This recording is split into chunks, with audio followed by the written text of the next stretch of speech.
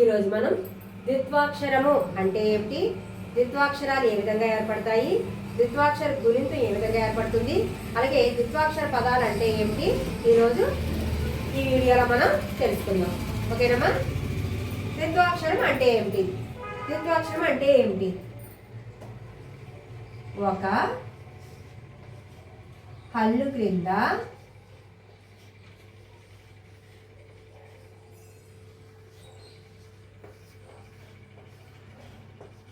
అదే హల్లు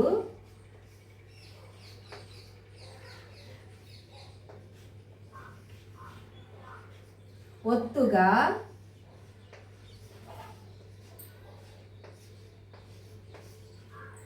వచ్చి చేరిన దానిని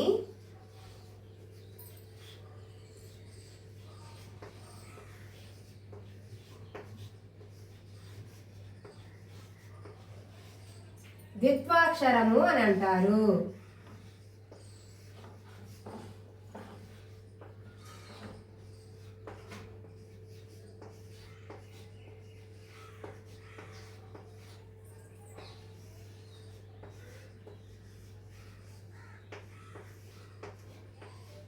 అంటే ఒక హల్లు క్రింద అదే హల్లు ఒత్తుగా వచ్చి చేరిన దాన్ని ద్విత్వాక్షరము అని చెప్పేసి అంటారు. ఒక హల్లు ఉంది, ఆ హల్లు కింద అదే హల్లు ఒత్తుగా వచ్చి చేరుతుంది అనమాట. దాన్ని ఏమంటామంటే ద్విత్వాక్షరము అని చెప్పేసి అంటాము. ఒక హల్లు కింద అదే హల్లు వచ్చి చేరుతుంది కదమ్మా.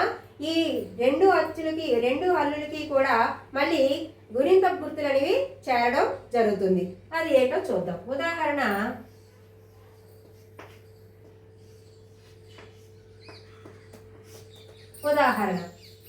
కా కింద కావొత్తు అనే ద్విత్వాక్షరం రావాలి మనకి. కానే హల్లు కింద కానే ఒత్తు వచ్చి చేరుతుంది, దానికి ఆ అనే అచ్చు కూడా వచ్చి చేరుతుంది. అప్పుడు ఏమవుతుంది? కా కింద కావొత్తిస్తే ఖ అవుతుంది, కా కింద కావొత్తిస్తే ఖ అవుతుంది. అలాగే గా అనే హల్లు కింద గా అనే అచ్చు వచ్చి చేరితే దానికి ఆ అనే అచ్చు కూడా వచ్చి చేరుతుంది. ఆ అంటే తలకట్టు, అంటే గా కింద గా ఒత్తిస్తే ఘ అవుతుంది. అలాగే చా అనే హల్లు కింద అదే హల్లు ఒత్తుగా వచ్చి చేరుతుంది, అంటే చానే వచ్చి చేరుతుంది, చానే ఒత్తు వచ్చి చేరుతుంది. ఆ అనే అచ్చు కూడా చేరుతుంది. అప్పుడు ఏమవుతుంది? చా కింద చా ఒత్తిస్తే ఛ అవుతుంది, చా కింద చా ఒత్తిస్తే ఛ అవుతుంది. అలాగే డా అనే హల్లు కింద డా అనే ఒత్తు వచ్చి చేరి అలాగే ఆ అనే అచ్చు కూడా వచ్చి చేరితే ఏమవుతుందమ్మా? డా కింద డా ఒత్తిస్తే ఢ అవుతుంది. ఈ విధంగా మనకి ద్విత్వాక్షరాలు అనేవి ఏర్పడతాయి. ఓకేనమ్మా? ద్విత్వాక్షరాలు ఏ విధంగా ఏర్పడినవి? కా కింద కా ఒత్తిస్తే ఖ, ఈ ఖాకి తలకట్టిస్తే ఖ, గా కింద గా ఒత్తిస్తే ఘ, ఈ ఘాకి తలకట్టిస్తే ఘ, చా కింద చా ఒత్తిస్తే ఛ, ఈ ఛాకి తలకట్టిస్తే ఛ, డా కింద డా ఒత్తిస్తే డ, ఈ ఢాకి తలకట్టిస్తే ఢ. ఓకేనమ్మా? ఈ ఆ అన్నది ఏంటి మనకి? అచ్చు. ఆ అంటే ఇప్పుడు మనం గుణింతం ఎలా ఏర్పడుతుందో కూడా నేర్చుకుందాం. ఆ అనే అచ్చు కాదు, మొత్తం అన్ని అచ్చులు కూడా వచ్చి చేరుతాయి. ద్విత్వాక్షరాలకి అన్ని అచ్చులు కూడా వచ్చి చేరితే అవి ద్విత్వాక్షరాల కింద మారుతాయి అన్నమాట. ఓకేనమ్మా? ఏమని చెప్తున్నాం? ఒక హల్లు కింద అదే హల్లు ఒత్తుగా వచ్చి చేరితే దానిని ద్విత్వాక్షరము అని చెప్పేసి అనుకున్నాం కదా. ఇవి ద్విత్వాక్షరాలు. వీటిని ఏమంటారమ్మా? ద్విత్వాక్షరాలు అంటారు. ఇప్పుడు ద్విత్వాక్షరం యొక్క గుణింతం ఎలా ఉంటుందో చూద్దాం. కా కింద కావొత్తు చూద్దాం. కా అనే హల్లుకి కా అనే ఒత్తు చేరితే అలాగే ఆ అంటే అచ్చు, ఆ అనే అచ్చు కూడా వచ్చి చేరితే ఏమవుతుందమ్మా? కా కింద కా ఒత్తిస్తే ఖ అవుతుంది. కా అనే హల్లుకి కా అనే ఒత్తు వచ్చి చేరితే అలాగే ఆ దీర్ఘం కూడా వచ్చి చేరితే ఏమవుతుంది? కా కింద కా ఒత్తిస్తే ఖ, ఈ ఖాకి దీర్ఘం ఇస్తే ఖ. ఇక్కడ ఏమైంది? కా కింద కా ఒత్తిస్తే ఖ, ఈ ఖాకి తలకట్టిస్తే ఖ. ఇక్కడ కా కింద కా ఒత్తిస్తే ఖ, ఈ ఖాకి దీర్ఘం ఇస్తే ఖ అయింది. కా అనే హల్లు కింద కా అనే ఒత్తు వచ్చి చేరితే ఈ అనే అచ్చు కూడా వచ్చి చేరితే కా కింద కావొత్తిస్తే ఖ, ఇక్కాకి గుడిస్తే కి. కా కింద కావొత్తిస్తే ఖ, ఇక్కాకి గుడిస్తే కి అవుతుంది. కా అనే హల్లు కింద కా అనే ఒత్తు వచ్చి చేరితే ఈ గుడిదేగా. ఈ అనే అచ్చు కూడా వచ్చి చేరితే ఏమవుతుందమ్మా? కా కింద కావొత్తిస్తే ఖ, ఇక్కాకి గుడి దీర్ఘం ఇస్తే ఖీ అవుతుంది. కా కింద కావొత్తిస్తే ఖ, ఇక్కాకి గుడి దీర్ఘం ఇస్తే ఖీ అవుతుంది.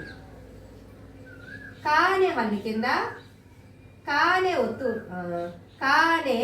ఒత్తు వచ్చి చేరితే, అలాగే ఊ అచ్చు కూడా వచ్చి చేరితే ఏమవుతుందమ్మా?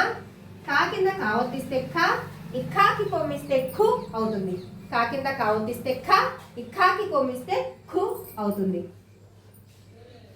కా అనే హల్లు కింద కా అనే ఒత్తు వచ్చి చేరితే, అదేవిధంగా ఊ అనే అచ్చు కూడా వచ్చి చేరితే ఏమవుతుంది? కా కింద కావొత్తిస్తే ఖ, ఇక్కాకి కొమ్ము దీర్ఘం ఇస్తే ఖూ అవుతుంది.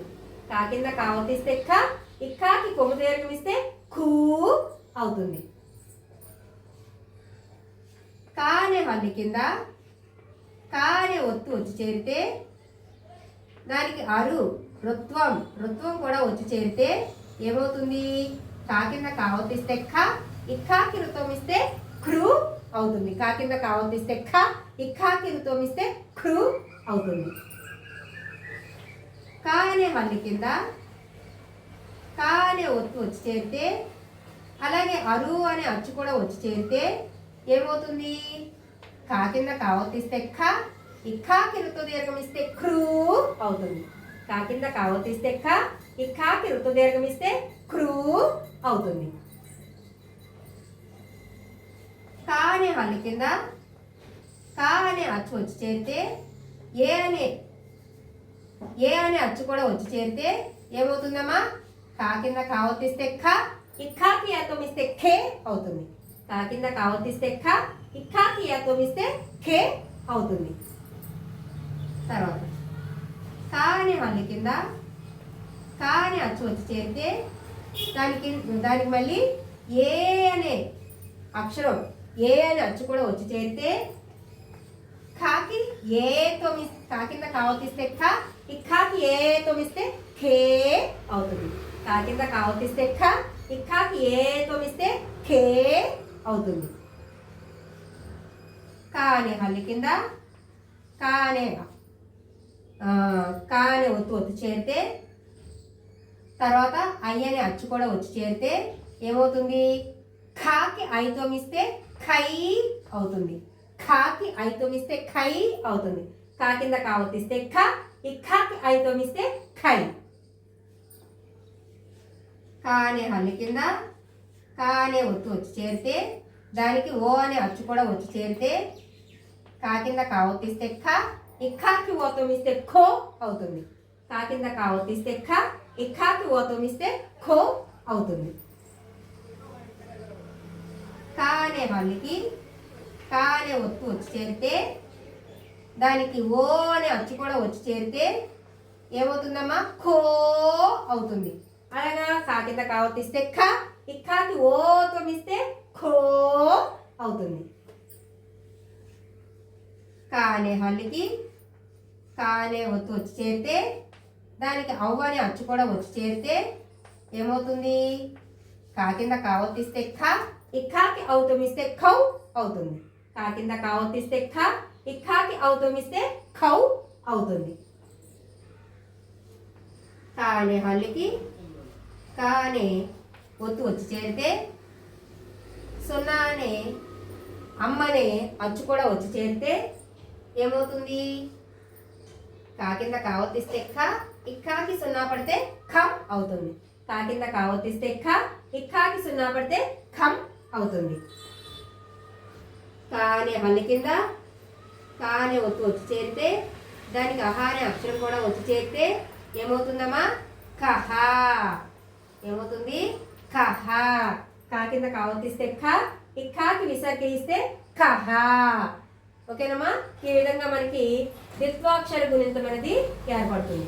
ద్విత్వాక్షర గుణితో ఏ విధంగా పలకాలో ఒకసారి చెప్తాను చూడండి. కా కింద కావొత్తిస్తే ఖ, ఇక్కాకి తలకట్టిస్తే ఖ. కా కింద కావొత్తిస్తే ఖ, ఇక్కాకి దీర్ఘం ఇస్తే ఖా. కా కింద కావొత్తిస్తే ఖ, ఇక్కాకి గుడిస్తే ఖి. కా కింద కావొత్తిస్తే ఖ, ఇక్కాకి గుడి దీర్ఘం ఇస్తే ఖీ. కా కింద కావొత్తిస్తే ఖ, ఇక్కాకి కొమ్మిస్తే ఖు. కా కింద కావొత్తిస్తే ఖ, ఇక్కాకి కొమ్మి దీర్ఘం ఇస్తే ఖూ. కా కింద కావొత్తిస్తే ఖ, ఇక్కాకి ఋతువు ఇస్తే క్రు. కా కింద కావొత్తిస్తే ఖ, ఇక్కాకి ఋతు దీర్ఘం ఇస్తే క్రూ. కా కింద కావొత్తిస్తే ఖ, ఇక్కాకి ఏత్వం ఇస్తే ఖే. కా కింద కావొత్తిస్తే ఖ, ఇక్కాకి ఏత్వం ఇస్తే ఖే. కా కింద కావొత్తిస్తే ఖ, ఇక్కాకి ఐత్వం ఇస్తే ఖై. కా కింద కావొత్తిస్తే ఖ, ఇక్కాకి ఓత్వం ఇస్తే ఖో. కా కింద కావొత్తిస్తే ఖ, ఇక్కాకి ఓత్వం ఇస్తే ఖో. కా కింద కావొత్తిస్తే ఖ, ఇక్కాకి ఔత్వం ఇస్తే ఖౌ. కా కింద కావొత్తిస్తే ఖ, ఇక్కాకి సున్నా పడితే ఖం. కా కింద కావొత్తిస్తే ఖ, ఇక్కాకి విసర్గిస్తే ఖహ. ఈ విధంగా మనకి ఏం ఏర్పడిందమ్మా? ద్విత్వాక్షర గుణితం అనేది ఏర్పడింది. ఓకేనమ్మా? ద్విత్వాక్షర పదాలు అంటే ద్విత్వాక్షరాలు కలిగిన పదాలను ద్విత్వాక్షర పదాలు అని చెప్పేసి అంటారు. ఈ ద్విత్వాక్షరాలు కలిగిన పదాలను, ఈ ద్విత్వాక్షర ఏ పదాలు అయితే ఉంటాయో ఆ పదాలను మనం ద్విత్వాక్షర పదాలు అని చెప్పేసి అంటారమ్మా. అవి ఏంటో చూద్దాం. ఆ, కా కింద కావొత్తిస్తే ఖ, అక్క. మాకి ఓత్వం ఇస్తే మో. గా కింద కావొత్తిస్తే గ, మొగ్గ. నాకి గుడిస్తే నీ. చా కింద చావొత్తిస్తే చ, ఇచ్చాకి యాత్వం ఇస్తే ఛే, నా, నిచ్చెన. గా, జా కింద జావొత్తిస్తే జ, ఇజ్జాకి యాత్వం ఇస్తే ఝే, లాకి కొమ్మిస్తే లు, గజ్జెలు. పాకి గుడిస్తే పి, టా కింద టావొత్తిస్తే ఠ, పిట్ట. ఓ, డా కింద డావొత్తిస్తే ఢ, ఇడ్ఢాకి దీర్ఘమిస్తే ఢ, అనాకి సున్నా పడితే నం, వడ్డానం. ఆ, తా కింద తావొత్తిస్తే త, అత్త. ఆ, దా కింద దావొత్తిస్తే ద, ఇద్దాకి సున్నా పడితే ధం, అద్దం.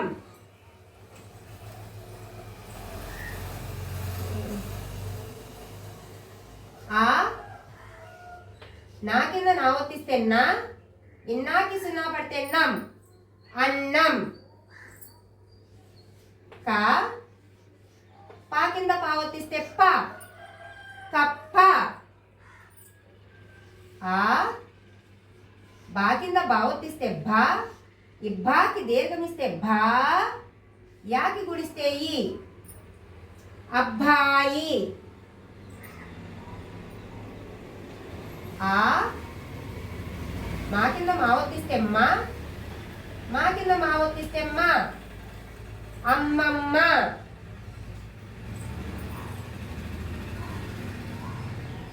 కా, యా కింద యావొత్తిస్తే యా, ఈ యాకి సున్నా పడితే యం, కయ్యం. నెక్స్ట్ కా, రా కింద రావొత్తిస్తే రా, కర్ర. పాకి గుడిస్తే పి, లా కింద లావొత్తిస్తే లా, ఇల్లాకి గుడిస్తే లి, పిల్లి. కా, వా కింద వావొత్తిస్తే వా, ఇవ్వాకి సున్నా పడితే వం, కవ్వం. బా, సా కింద సావొత్తిస్తే సా, ఇస్సాకి కొమ్మిస్తే సు, బస్సు. ఈ విధంగా మనకి ద్విత్వాక్షర పదాలు అనేవి ఏర్పడతాయమ్మా. ఓకేనా?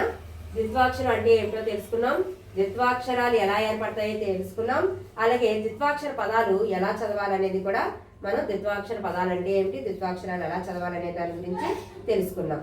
ఓకేనమ్మా? అయితే మీకు ఈ వీడియో నచ్చినట్లయితే లైక్ చేయండి, షేర్ చేయండి, అలాగే సబ్స్క్రైబ్ చేయండి. మరిన్ని వీడియోల కోసం బెల్ సింబల్ని యాక్టివేట్ చేసుకోండి.